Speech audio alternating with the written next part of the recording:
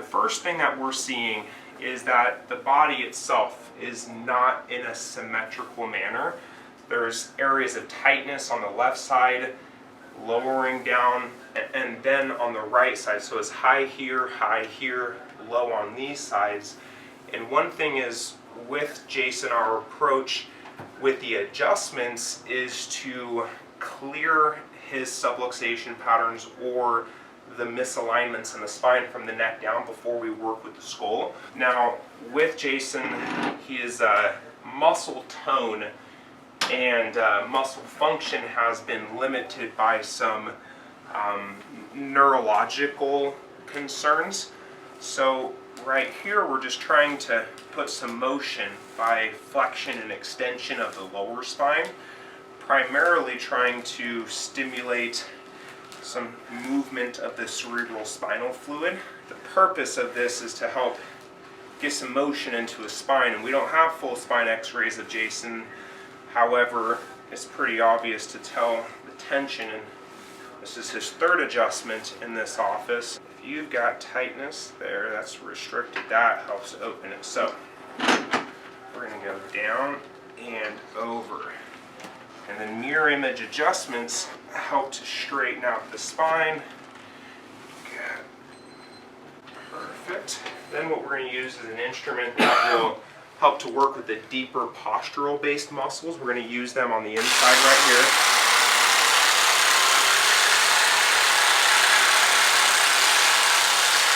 Okay, so I'm also going to be working on the legs a little bit just to help push blood flow up to the heart.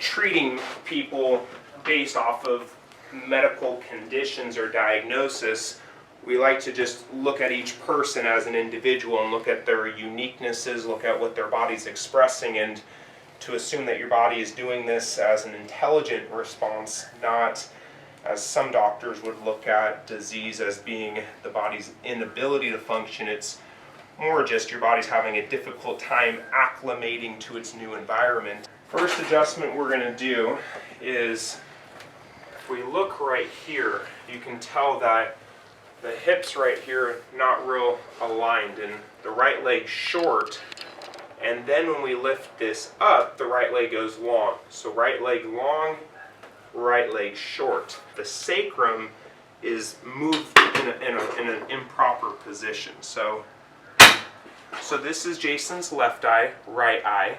And historically, you would see a septum completely straight down. You would see almost like a triangle right here, and this is where the nose would reside if it weren't to be on an x-ray.